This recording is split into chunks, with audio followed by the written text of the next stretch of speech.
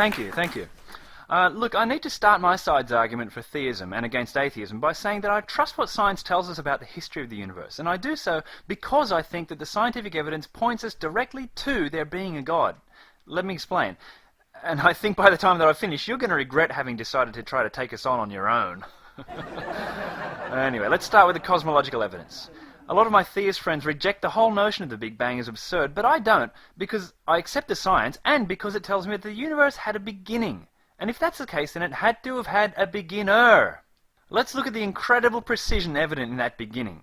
Stephen Hawking wrote, "If the rate of expansion 1 second after the Big Bang had been smaller by even 1 part in 100,000 million, the universe would have recollapsed before it ever reached its present size. In other words, there would be no universe."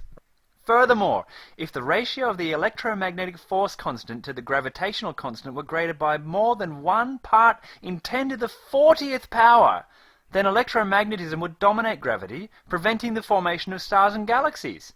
And the further back in time we're able to see and measure, the closer we come to the big question. And that is, what caused the Big Bang to bang? Was the Big Bang a natural process? No! How could it be? Physicists from the time of Einstein have agreed that time, matter, and space are co-relative. In other words, time, matter, and space could not exist without each other. Without them, there is no nature. There's nothing. How, then, could the sudden explosion into existence of time, matter, and space have come out of nature? Nature couldn't have created nature. It's impossible. And if it wasn't a natural phenomenon, then there can be no explanation other than a supernatural phenomenon. But look, we can look closer to home. We don't need cosmology. Now think of DNA. The code inherent in DNA is nothing if not a very long message. All messages have to have come from a mind. We now know that even the most basic form of life is packed with more information than 1,000 complete sets of Encyclopedia Britannica. And do you know which scientist said that? Richard Dawkins, the atheist! He admits it. He just won't admit that this is far too complex to have just sprung up, or even to have developed gradually by natural processes. And look, we haven't even gotten onto the topic of morality.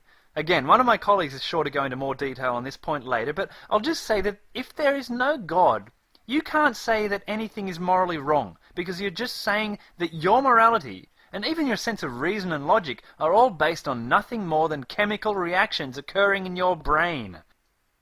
I'm sure it's obvious by now to everyone that even if we don't take the first few chapters of Genesis completely literally, that all of this incredible science proves beyond any doubt that the God of the Bible is real and is the creative designing force of the universe after all. So, atheist, if you'd like to just concede defeat, we'll understand, we'll be gracious. Perhaps we can all celebrate communion together, since the evidence I've presented has just proven that the Bible is true, and therefore that it must logically follow that Jesus was born of a virgin, and that he rose from the dead after being sacrificed as remission for our sins, and... Whoa, hold it there a second, won't you? Wait, just let me finish. Can't you see now, atheist, how since astronomers can't explain the intricacies of the origin of the universe, that only means that we can and should trust absolutely the stories of the Bible instead? Given the incredible science that I've just outlined here, can you see now that far from being the ignorant scribblings of desert-wandering Iron Age animal-sacrificing genocidal bigots, that the Bible now stands on its own as divinely revealed truth, and does so because of what we see in modern scientific observation and theory? What? How can you saying that? Wait a sec. How can you deny now that Jonah really was swallowed by the great fish and lived? That foreskins and menstrual blood really are abominable to the causative force behind the Big Bang. Or that they used to be, at least. It's all true, see? Wait, hold on, really. I've got to stop you there. I know we're here to argue with the atheist, but why are you saying that the scientific evidence you outlined proves that your particular religion is true, and the Bible? Sorry, friend, but the evidence gives complete credibility to the Quran, not the Bible. Your entire argument was leading up to that exact point until he went off on that weird tangent right there at the end. What do you mean? Well, all the cosmological and teleological arguments that you cited support the Quranic view, that the universe had a creator who designed and fine-tuned it to accommodate life. Hold on. I get it. You're saying that the cosmological, teleological, and moral case for there being a power outside of what's detectable through science supports the argument for one of those man-made, invented God characters. No. See, it supports Yahweh because he's real and wasn't invented by men. End of story. Glad we sorted that out. See? No, I guess we should no way. probably... You're both wrong. Allah, Yahweh, rubbish.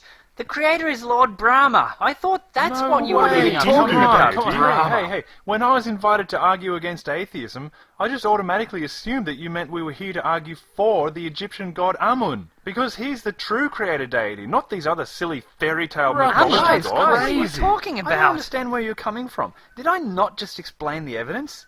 Just 1 second after the Big Bang, it all could have ended. The incredible precision of the gravitational force.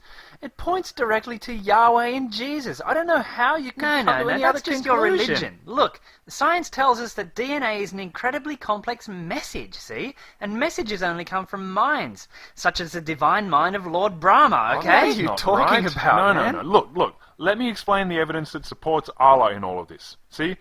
If the rate of expansion 1 second after the Big Bang had been smaller by even 1 part in 100,000 million, the universe would have recollapsed before it ever reached its present size.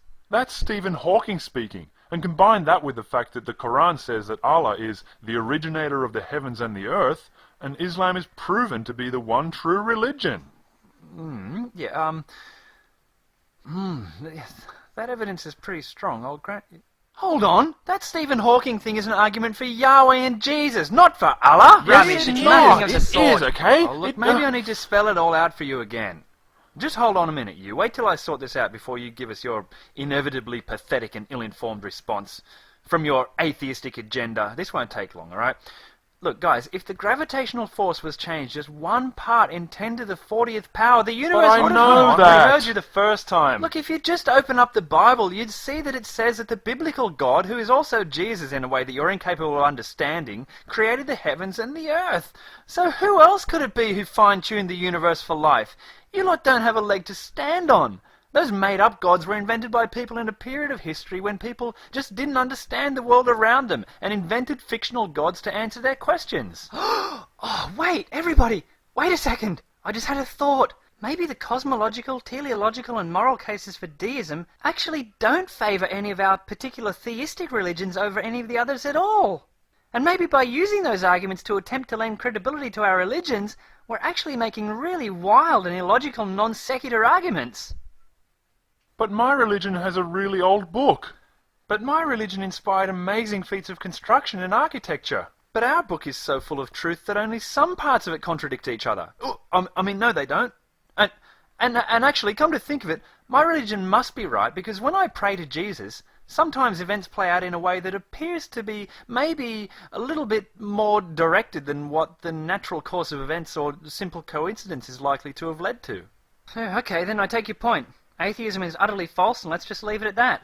Either way, listen guys, we've beaten the atheist and succeeded in making him look like an ignorant idiot. Because even having an explanation that reads like mythology is better than simply saying we don't know everything yet, or whatever stupid things those atheists say. But how are the 4 of us going to work this out between each other? Oh, I don't know, we could just fight a war over it. That's how people with different religions have traditionally argued for the truth of their claims, isn't it? Yeah, I guess we can't really sort it out by arguing logically about facts, since no convincing supporting evidence for any of our worldviews actually exists. Oh, yes, it does. The fine-tuning of the universe supports Lord Brahma having been a guiding influence. Be quiet. Oh, shut up with your friggin' fine-tuning argument. Yeah, and even if there was good objective evidence supporting one of our religions over the others, we wouldn't take any interest in looking at evidence that didn't fit with our own existing dogmatic religious views, would we? Yeah, you're right about that's right. that. Okay, then. War it is. Okay, but you guys ought to be warned, though, that the one true God is on my side, not yours, okay? Rubbish, yours is just a filthy false god. Come on, you infidels! Out in the car park, now!